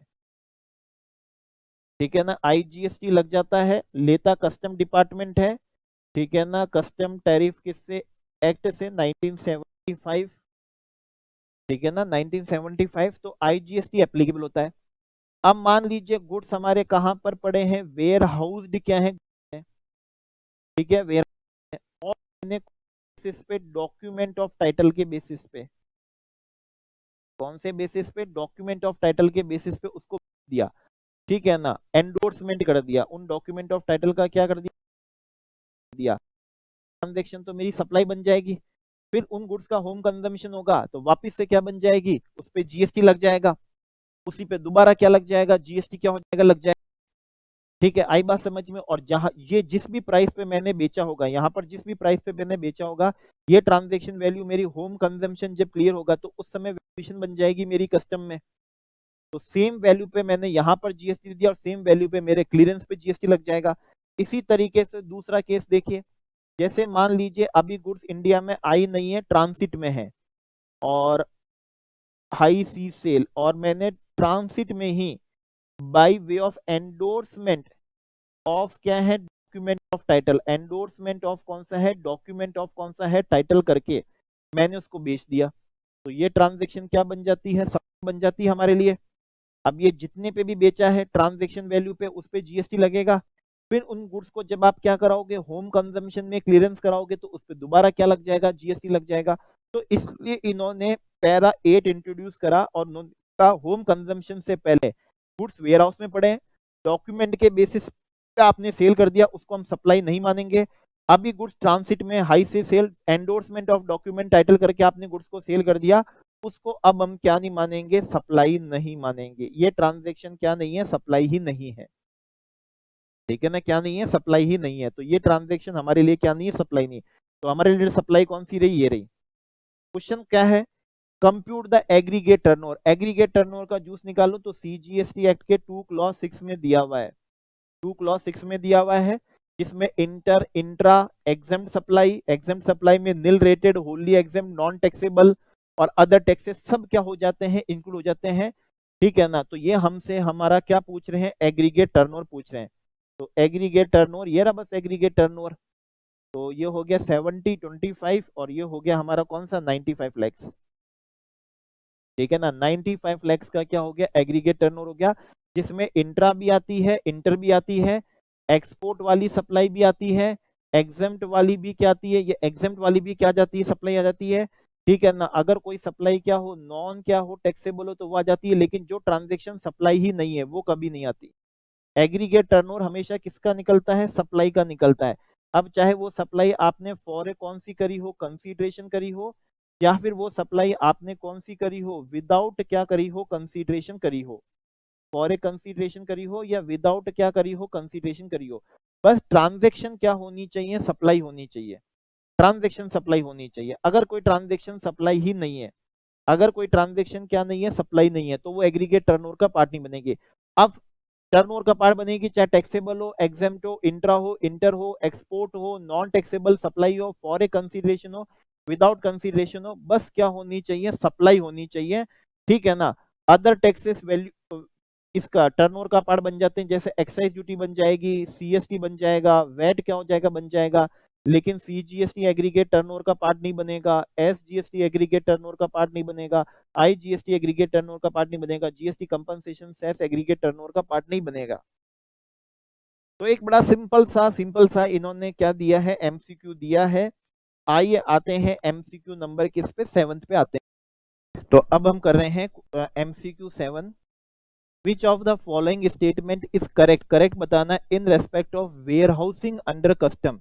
तो वेयर हाउसिंग हमको बताना है, वेयर हाउसिंग टॉपिक है। स्पेशल वेयर हाउसेस जो होते हैं, कौन से वेयर हाउसेस, जो स्पेशल क्या होते हैं, वेयर हाउसेस होते हैं, are not under physical control, not under physical control of custom authorities, that is not under custom lock, ठीक है ना। ये रॉन्ग हो चुका है।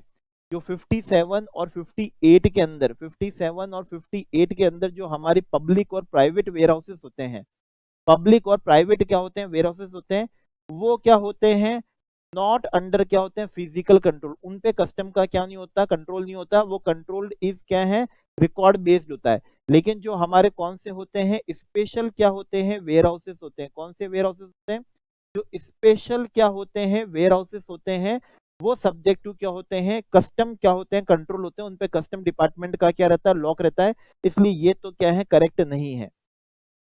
The importer of warehouse goods is required to submit a bond, bond बिल्कुल देना पड़ता है अगर आपको गुड्स को वेयर हाउस में क्या करवाना है, डिपॉजिट करवाना है, ठीक है। वैल्यूएशन हमेशा वही रहेगी, ट्रांजैक्शन वैल्यू हमेशा वही रहेगी, ओके।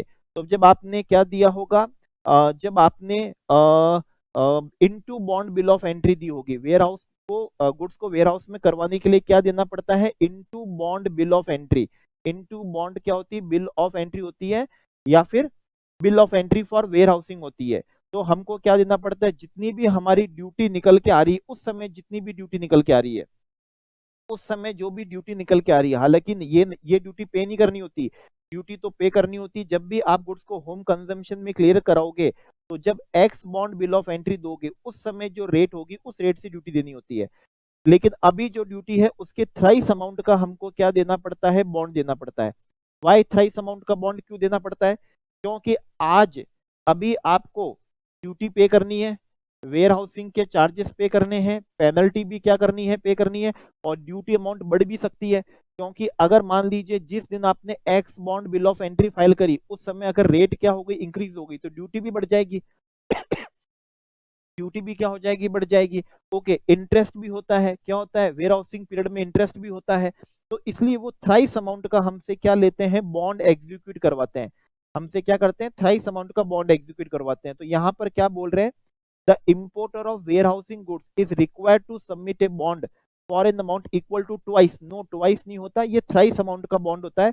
और जूस निकाल दो तो पहले हमारे कस्टम्स के अंदर ये ट्वाइस का ही होता था, बिल्कुल यस, पहले ट्वाइस ही होता था, लेकिन उस ट्वाइस को बढ़ाकर कितना कर दिया गया है, थ्राइस कर दिया गया। और क्यों ले रहे हैं बॉन्ड, क्योंकि मेन रीजन है, जिस दिन आप गुड्स को होम कंजम्पशन में क्लियर कराओगे उस समय मान लो ड्यूटी की रेट क्या हो गई, बढ़ गई, तो कस्टम डिपार्टमेंट अपने आप को सेफ गार्ड करने के लिए आपसे बॉन्ड लेता है, ठीक है ना। इंटरेस्ट, आपने गुड्स को 90 डेज के अंदर गुड्स को वेयर हाउस में क्लियर नहीं करवाया तो आप पे इंटरेस्ट लगना स्टार्ट हो जाएगा, इसलिए वो आपसे क्या लेते हैं, सेफ गार्ड करने के लिए बॉन्ड ले लेते हैं, ठीक है ना। पेनल्टी लग गई तो फिर वो क्या ले लेते हैं, बॉन्ड ले लेते हैं, इसलिए वो थ्राइस अमाउंट का क्या लेते हैं, बॉन्ड लेते हैं। इसलिए ये वाला भी क्या है, रॉन्ग है। इन case of imported goods for use in 100% EOU, अगर 100% ईओयू में आप गुड्स को वेयर हाउस करवा रहे हो तो उसमें कोई भी क्या नहीं होती है, टाइम लिमिट नहीं होती है। जब तक आप गुड्स को क्या नहीं करते, कंजम्पशन नहीं कर लेते हो आप उसका, तब तक आप गुड्स को क्या कर सकते हो, गुड्स को वेयर हाउस में रख सकते हो, कोई इंटरेस्ट क्या नहीं होता, चार्ज नहीं होता। कौन से केस में, 100%, कौन से केस में, ईओयू के केस में। अब चाहे वो गुड्स कौन सा हो, कैपिटल गुड्स हो, चाहे वो अदर देन क्या हो, कैपिटल गुड्स हो, कोई सा भी गुड्स हो, ठीक है ना। टिल देयर कौन से, कंजम्पशन तक, टिल देयर कौन से हैं, कंजम्पशन तक आप उन गुड्स को, टिल देयर कौन से, कंजम्पशन तक आप गुड्स को क्या कर सकते हो, वेयर हाउस में रख सकते हो, वेयर हाउस में क्या कर सकते हो, रख सकते हो। और अदर गुड्स जो 100% ईओयू नहीं है उनके लिए टाइम लिमिट कितनी दी गई होती है, 1 ईयर दी गई होती है। आइए पढ़ते हैं यहाँ पर क्या कह रहे हैं, in case of imported goods for use in 100% EOU the warehousing period जो है for capital goods is till their ex bonding, and for goods other than capital goods is it till their क्या है, consumption. ये बिल्कुल सही है, कोई time limit नहीं होती है। अगर कौन से गुड्स हैं, कौन से गुड्स हैं आपके, कैपिटल गुड्स हैं, तो जब तक आप उनको गुड्स को वेयर हाउस से क्लियर नहीं करवा लेते, एक्स बॉन्डिंग नहीं करवा लेते, तब तक आप गुड्स को वेयर हाउस में रख सकते हो। और अदर देन कैपिटल गुड्स का जब तक आप उनका कंजम्पशन नहीं कर लेते, वहीं पर ही कंजम्पशन हो जाता है, उसके प्रोडक्शन वेयर हाउस में ही आप क्या कर सकते हो, प्रोडक्शन मैन्युफैक्चरिंग कर सकते हो। वेयर हाउस में फैसिलिटी होती है, वेयर हाउस में ही क्या होती है, फैसिलिटी होती है कि डिपार्टमेंट से परमिशन लेके आप गुड्स को क्या कर सकते हो, वहीं पर उनका मैन्युफैक्चरिंग ऑपरेशन कर सकते हो। तो कैपिटल गुड्स के लिए तो कितना टाइम दिया है, टिल देयर एक्स बॉन्डिंग। और अदर देन जो क्या होंगे, कैपिटल गुड्स होंगे, अदर देन जो क्या होंगे, कैपिटल गुड्स जो वेयर हाउस, जो मैन्युफैक्चरिंग में काम आएंगे, तो टिल देयर कंजम्पशन तक आप गुड्स को वेयर हाउस में रख सकते हो। तो इस केस में कौन सा वाला है, सी वाला करेक्ट है। डी वाला भी पढ़ते हैं, in case of imported goods for use in 100% EOU the warehousing period for goods other than capital goods is 1 year. No, answer is no, ये रॉन्ग है। अदर देन कैपिटल गुड्स के लिए till consumption है, जब तक आप उसको consume नहीं कर लेते तब तक वेयर हाउस में रख सकते हो without any time period limit. और कैपिटल गुड्स, कैपिटल गुड्स का कंजम्पशन नहीं होता, तो जब तक आप उसको x bonding, x bond home consumption में क्लियर नहीं कराओगे तब तक आप गुड्स को क्या रख सकते हो, वहीं पर रख सकते हो। आते हैं एमसीक्यू नंबर किस पे, 8 पे। नो ड्यूटी ड्रॉबैक, कोई भी आपको ड्यूटी ड्रॉबैक नहीं मिलेगा, कोई भी ड्यूटी ड्रॉबैक आपको नहीं मिलेगा। इसका मैं जूस आपको क्या कर दूं, निकाल दूं। तो वैसे तो ड्यूटी ड्रॉबैक नहीं मिलता है, एक तो 2 साल के बाद में, ठीक है ना, 2 साल के बाद में कोई भी हमको क्या नहीं मिलता है, ड्यूटी ड्रॉबैक नहीं मिलता है। हालांकि ये 2 साल क्या हो सकते हैं, एक्सटेंड भी हो सकते हैं, एक्सटेंड भी हो सकते हैं। और अगर आपने गुड्स को क्या कर लिया है, यूज कर लिया है, तो अगर आफ्टर 18 मंथ्स आप उनको क्या करोगे, री एक्सपोर्ट करोगे, आफ्टर 18 मंथ्स आप उनको क्या करोगे, री एक्सपोर्ट करोगे, तो कोई भी आपको क्या नहीं मिलेगा, ड्यूटी ड्रॉबैक नहीं मिलेगा, ठीक है ना। कौन से के लिए, यूज करने के बाद में, अगर आफ्टर यूज गुड्स को क्या करते हो, आप री एक्सपोर्ट करते हो, और वो भी आफ्टर 18 मंथ्स करते हो। विद इन 18 मंथ्स में करोगे तब तो उसकी रेट भी दी हुई है सेक्शन 74 सबसेक्शन 2 के जूस में, ठीक है ना, 95%, 85%, 75%, ठीक है ना। इस तरीके से क्या दी हुई है, रेट दी हुई है 70%, 65%, ठीक है, तो ये तो हो जाता है विद इन 3 मंथ्स में कर दो, 3 to 6, 6 to 9, 9 to 12, 12 to क्या हो जाती है 15 और 15 to 18, कितना है 60%।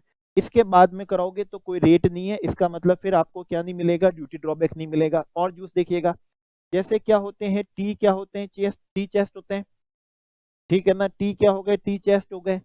और होते हैं हमारे कौन से, वीरिंग अपैरल्स, ठीक है ना, वीरिंग कौन से हैं, अपैरल्स हैं। इनको अगर आपने पहनने के बाद री एक्सपोर्ट करोगे कोई ड्यूटी ड्रॉबैक नहीं मिलेगा। और कौन से होते हैं, एक्सपोज्ड सिनेमाटोग्राफिक क्या होती है, फिल्म होती है जो सेंसर बोर्ड ऑफ इंडिया पास करता है, उसको यूज करने के बाद करोगे तो नहीं मिलेगा। अनएक्सपोज्ड कौन सी होती है, फोटोग्राफिक फिल्म, जैसे कि एक्सरे प्लेट्स होती है, उनको करोगे तो कोई भी ड्यूटी ड्रॉबैक नहीं मिलेगा। यूज करने के बाद इनमें तो कुछ मिलेगा ही नहीं। कौन से, टी चेस्ट हो गए, वीरिंग क्या हो गए, अपरेल हो गए, एक्सपोज्ड सिनेमेटोग्राफिक फिल्म हो गई जो सेंसर बोर्ड ऑफ इंडिया करता है, या फिर अनएक्सपोज्ड फोटोग्राफिक फिल्म में एक्सरे प्लेट्स होती है, एक्सरे रील्स होती है। तो वंस आपने यूज कर लिया उनको, फिर आप उनको एक्सपोर्ट करोगे, री एक्सपोर्ट करोगे तो कोई ड्यूटी ड्रॉबैक नहीं मिलेगा। बाकी गुड्स पे रेट दी हुई है 95%, 85%, 75%, 70%, 65%, 60% है। ठीक है, आइए क्वेश्चन पढ़ते हैं। यहाँ पर क्या बोला जा रहा है, no duty drawback will be allowed, कोई ड्यूटी ड्रॉबैक मिलेगा in respect of if they have been used after their importation, wearing apparel, yes नहीं मिलेगा। टी चेस्ट, यस नहीं मिलेगा। नहीं, सिल्वर यूटेंसिल्स, ऐसा कुछ भी नहीं है। ठीक है, एक्सपोज्ड सिनेमेटोग्राफिक फिल्म, यस ये है। तो कौन कौन सा सही हुआ, फर्स्ट वाला हुआ, सेकंड वाला हुआ, और कौन सा वाला, फोर्थ वाला। तो फर्स्ट सेकंड फोर्थ ये रहा, फर्स्ट सेकंड फोर्थ, ये कौन सा हो गया, सी। तो कौन से होते हैं, टी चेस्ट होते हैं, वेयरिंग अपैरल होते हैं, और एक्सपोज्ड सिनेमेटोग्राफिक फिल्म, और अनएक्सपोज्ड फोटोग्राफिक फिल्म जो होती है। ठीक है, फोटोग्राफिक फिल्म्स होती है। टोटल एमसीक्यूज हमारे 9 नहीं, टोटल एमसीक्यूज हमारे कितने हैं, 8 ही है। 9 से लेकर 20 तक जो भी हमको क्वेश्चंस दिए हुए हैं, या फिर तो वो हमारे कौन से क्वेश्चंस हैं, न्यूमेरिकल्स हैं, ठीक है ना, या फिर तो वो क्वेश्चंस हमारे कौन से हैं, न्यूमेरिकल्स हैं, या फिर वो हमारे कौन से क्वेश्चंस हैं, डेस्क्रिप्टिव क्या है क्वेश्चन, ठीक है ना, डेस्क्रिप्टिव क्या है क्वेश्चंस हैं। तो यहाँ पर अभी हमने 1 से लेकर 8 तक के जो भी क्या थे एमसीक्यूज थे, वो हमने यहाँ पर अभी क्या कर लिए हैं, सॉल्व कर लिए हैं। अब हम करेंगे 9 से लेकर 20 तक न्यूमेरिकल क्वेश्चन, हर एक वर्ड का जूस निकालते हुए, और डिस्क्रिप्टिव क्वेश्चन वही हर एक वर्ड का क्या निकालते हुए, जूस निकालते हुए हम इसको क्या करेंगे, कंप्लीट करेंगे। Okay, yes.